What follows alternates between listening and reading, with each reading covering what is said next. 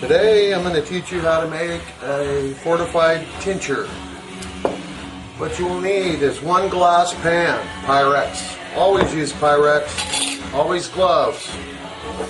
Some good green, any type, leaf, doesn't matter. You can make this out of anything. Of course, if you make it out of buds, it will be much. To make this tincture, you will need 1 ounce of marijuana.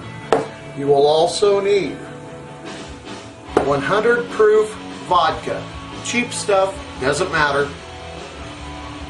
You will need 1 pint-sized jar covered in black tape, maybe black duct tape or black electrical tape. And you won't be able to wait till it's done anyway, so date the lid, date when it's done, it'll be ready. Okay, you're also going to need a dark towel.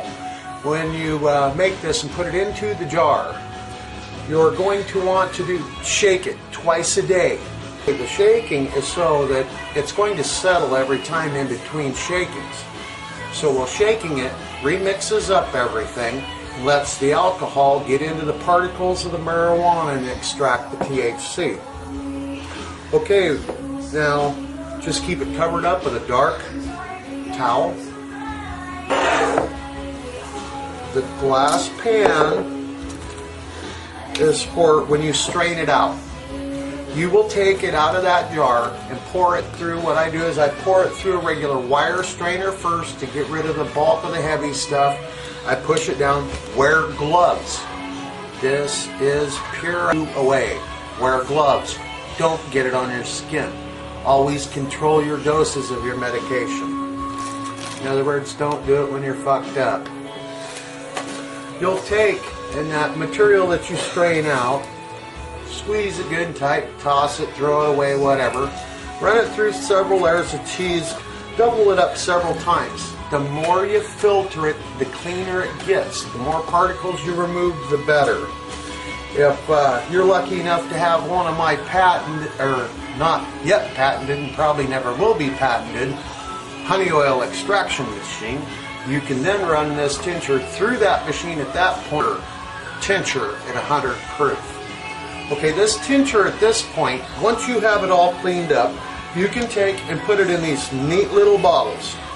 Usually any health food store will carry them. They're sterilized bottles. They're dark. You want to keep these in the fridge. The longer you keep in the fridge, keep it cool. The tincture, your dose starts at about 1/8 to 1/4 of the dropper. So that would be about that much. That's for leaf. Now if this was a bud tincture, that would be extremely less. You would be counting individual drops. I suggest testing when you make a medicine. Start small. Wait in between. Plenty enough amount of time to get the full effects before you take more. You won't take too much then and fall asleep and then have to start from day one again trying to find out what your dose is for what you're trying to do. This, I noticed the effects within 5 to 10 minutes. I just squirt it under my tongue and I don't swallow it. I just let it soak into the pores of my mouth. It seems like that's a good delivery system for me. It tastes not too bad. You can use it when you still have the alcohol. What we would do is after we straighten the particles out, we would put it into a glass tray like this. Okay, and for the sole purpose of doing nothing but rendering off the alcohol. It is of high proof and high alcohol content, so it'll render rather quickly. Okay, you would pour that purified liquid into this pan. You would cover it with one opposite side.